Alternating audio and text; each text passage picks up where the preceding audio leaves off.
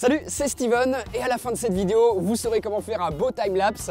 Vous pourrez me les envoyer et le ou la meilleure repartira avec un petit cadeau. Je vous en reparle en fin de vidéo. La méthode la plus simple, c'est de filmer longtemps en gardant exactement la même position et ensuite d'accélérer le tout au montage. Rien de plus simple, mais ça c'est vu et revu de partout sur YouTube. C'est sympa, mais on peut faire mieux et moi je vais vous montrer comment avoir une meilleure impression de mouvement, ce que je trouve bien plus intéressant. Alors oui, si vous avez qu'un smartphone sous la main, pourquoi pas utiliser la fonction de vidéo accélérée. Ça peut donner des résultats assez cool et le début de cette vidéo par exemple était fait à l'iPhone. Par contre, si vous avez un réflexe, un hybride, un bridge, ne faites pas la technique de la vidéo accélérée. Ça va vous vider votre batterie super vite, vous allez avoir une vidéo qui va peser des dizaines de gigas sur votre carte mémoire et vous aurez une définition et une qualité d'image vraiment moins bonne que la méthode que je vais vous montrer aujourd'hui. On va pas filmer, on va prendre des photos qu'on assemblera ensuite.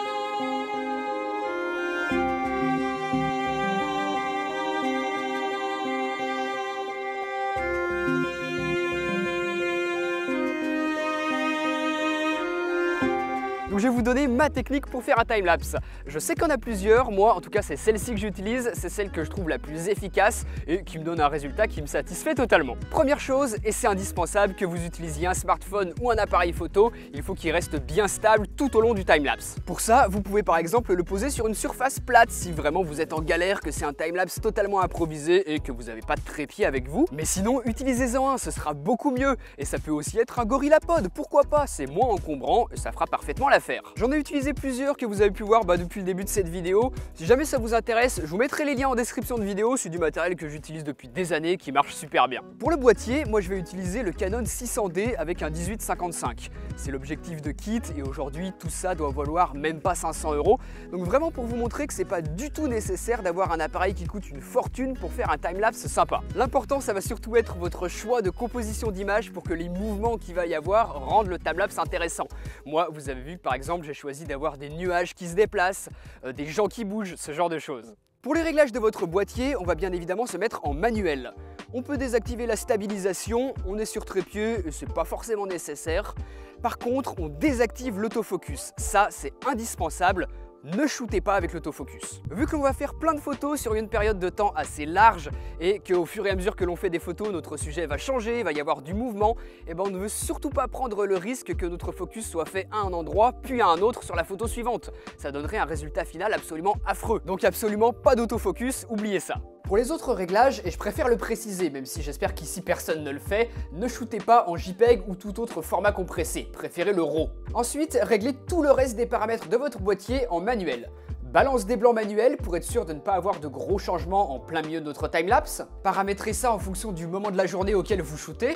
Les ISO en manuel également et à la valeur la plus basse possible. Votre ouverture, définissez-la encore une fois manuellement à une valeur assez élevée pour que tous les mouvements que vous allez enregistrer soient bien nets.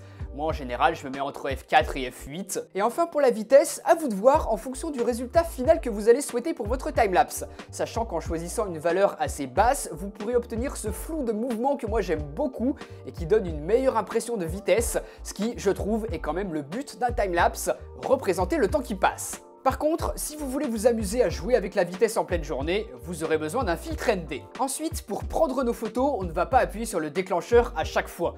Déjà parce que la pression sur le bouton fera forcément un petit peu bouger l'appareil et on veut qu'il reste parfaitement à la même position tout au long du timelapse. Et puis deuxièmement, on va pas s'amuser à déclencher 500 fois manuellement. On va plutôt utiliser un déclencheur à distance comme celui-ci. C'est un intervallomètre et une fois relié à notre caméra, il va nous permettre de choisir combien l'on veut faire de photos au total et le temps entre chaque prise de photo. Par exemple, on choisit de faire 400 photos avec 3 secondes d'intervalle. On le paramètre, on lance la capture, on ne touche plus à rien et on n'a plus qu'à attendre tranquillement que toutes nos photos soient prises. Celui-ci, je l'ai même pas payé 20 € je crois. Donc vraiment, il n'y a pas besoin d'y mettre plus cher, il fait parfaitement l'affaire pour ce que l'on a besoin de faire aujourd'hui. Donc si vous êtes intéressé, je vous mettrai aussi le lien en description de vidéo comme tout le reste. Avec certains boîtiers, pas nécessairement besoin de télécommande. Vous pouvez paramétrer tout ça directement dans les menus. C'est par exemple le cas sur mon A7S avec l'application Timelapse. On va pouvoir avoir accès aux mêmes réglages que ce qu'il est possible de faire grâce à l'intervallomètre que je vous ai montré juste avant. Là, par exemple, je choisis l'intervalle de temps entre chaque photo. On choisit ensuite le nombre de photos que l'on veut faire, le type de focus, et vous voyez que ça m'indique même combien de temps je vais devoir attendre avant que toutes mes photos soient prises, ce qui est super pratique. Donc voilà, c'est vraiment super facile à paramétrer, et une fois que c'est fait, eh ben on lance la prise de photos, et il ne reste plus qu'à attendre que ce soit terminé. Maintenant qu'on a toutes nos photos, on va les assembler pour faire un timelapse. J'en ai fait près de 400 pour au final un timelapse qui ne durera qu'une dizaine de secondes, mais le gros avantage que l'on a en faisant des photos et non pas une vidéo accélérée comme je vous le disais au début, c'est que ces photos, on va pouvoir les éditer très facilement. Moi, j'utilise Lightroom, mais vous pouvez utiliser votre logiciel préféré si vous avez l'habitude de bosser avec autre chose. L'avantage d'avoir shooté en RAW, c'est que l'on va pouvoir modifier ces photos très facilement, parce que là, de base, je la trouve pas géniale la photo. Vous voyez un petit peu à quoi ça ressemble. Donc moi, ce que je fais en général pour un timelapse, c'est que je prends une photo à peu près au milieu de ma série de photos et je vais la modifier. Au bout de quelques minutes de retouche, on a quelque chose de bien plus sympathique. Je vous montre le avant-après. Avant, après, avant, après, et si on compare les deux, l'une à côté de l'autre, voilà ce que ça donne. Ça donne quelque chose de quand même beaucoup plus sympa visuellement. Les modifications que l'on a apportées à cette photo, on va commencer par les copier, et ensuite on va les appliquer à l'ensemble des photos qui composent notre timelapse pour avoir exactement les mêmes modifications sur chacune de ces photos, et si besoin, on peut ajuster la luminosité si jamais elle a bougé entre le début de la prise de photo et la fin. Là, moi j'ai environ 400 photos, ça va prendre une dizaine de minutes à coller tous ces paramètres et à ensuite exporter les photos sur l'ordinateur. Voilà, toutes mes photos se retrouvent ici, vous voyez que toutes les modifications ont été appliquées sur les photos, donc maintenant il ne me reste plus qu'à lancer mon logiciel de montage. J'utilise Premiere, mais si vous êtes sur Mac avec iMovie ou Final Cut, ce sera sensiblement la même technique. On crée un nouveau projet, on lui donne un petit nom, ensuite fichier, importer, vous allez chercher votre dossier dans lequel vous avez mis toutes vos photos, vous sélectionnez la première et si elles ont comme moi un nom qui se suit, vous pouvez cocher la petite case ici, séquence d'images, et seulement ça, vous pouvez appuyer sur ouvrir, hop, et la première va vous générer un fichier automatiquement, vous n'avez plus qu'à le glisser dans la timeline, et vous avez votre timelapse qui est déjà tout fait. Si besoin, vous pouvez ajuster la vitesse si ça ne vous plaît pas, mais moi je vais le lancer comme ça. Si on lance, hop.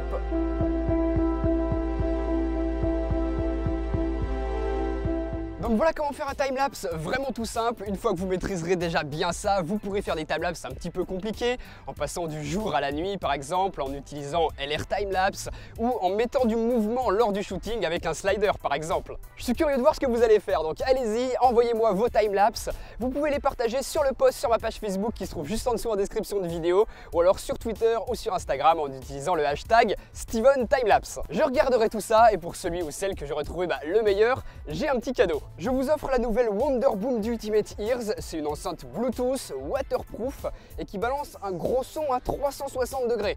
Donc c'est une super enceinte et je pense que ça fera plaisir aux gagnants, donc à vous de jouer. J'attends de voir ce que vous allez faire, vous avez mes réseaux sociaux de toute façon qui sont juste en dessous. Vous pouvez aussi regarder mes autres vidéos en cliquant juste ici sur les petites vignettes et moi je vous dis à très bientôt pour une prochaine. Allez, salut!